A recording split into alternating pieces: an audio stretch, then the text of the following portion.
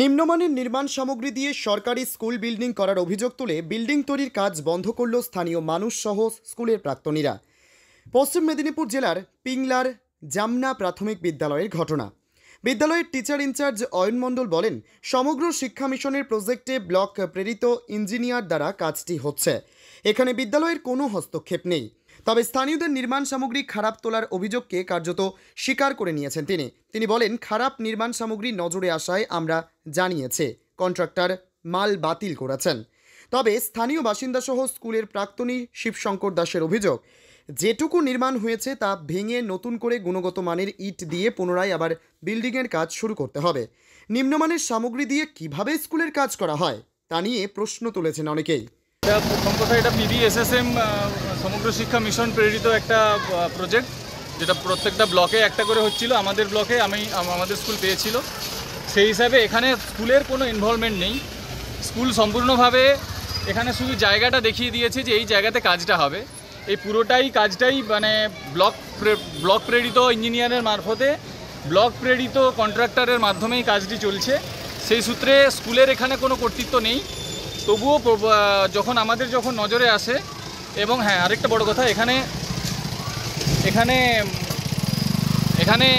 16 মানে প্রজেক্টের হিসাবে 10 mm আর 12 mm এর কথাই উল্লেখ করা ছিল, রডের কথা।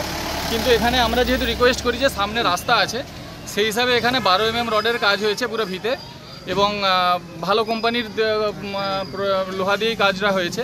এবং পরবর্তীকালে এই যে ইটটার কথা যেটা প্রবলেম হচ্ছে, যেটা সমস্যা তৈরি হচ্ছে, সেই ইটটা অ্যাকচুয়ালি আমরা এটা ক্যান্সেল করে দিয়েছি। আমরা ওনাকে বলেছিলাম, ইঞ্জিনিয়ারকে বলেছিলাম যে ইটটা একটু লো কোয়ালিটি হয়ে গেছে, এটাকে একটু বাতিল করে দেন।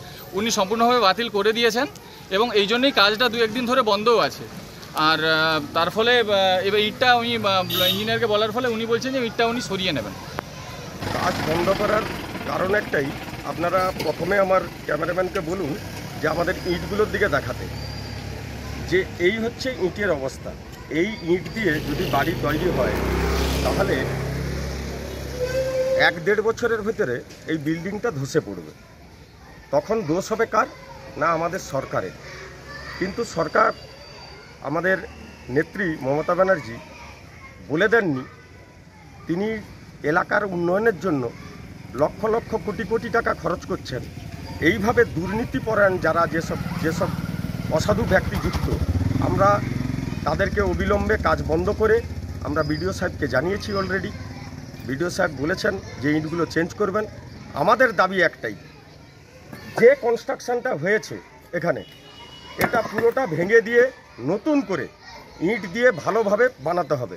আমি একটা জিনিস লক্ষ্য করলাম, আমাদের যিনি স্কুলের দায়িত্বে আছেন, আমি এই স্কুলের ছাত্র ছিলাম, আমার বাড়ি, আমি এখানকার স্থানীয়। আমি লক্ষ্য করলাম TIC যিনি আছেন, উনি বলছেন কন্ট্রাক্টর এই কাজ করেছে, এই রড দিয়েছে, ওই রড দিয়েছে। উনি দালালি কেন করছেন? তাহলে উনিও কন্ট্রাক্টরের সঙ্গে যুক্ত। উনি কি অন্ধ? উনি দেখতে পাননি যে এই ইটগুলো দিয়ে তৈরি হচ্ছে বাড়ি? উনার তো সামনে বাড়ি, পাকার বিল্ডিং। উনি কি এই ইট দিয়ে বাড়ি তৈরি করেছেন? আজকে ছোট ছোট গরিব গ্রামবাসীরা এখানে পড়াশোনা করে, ছাত্ররা, তাদের জীবনের কোনো মূল্য নেই। আমরা এর বিরুদ্ধে প্রতিবাদ জানাচ্ছি। Bureau report, জজবাত 24 Bangla.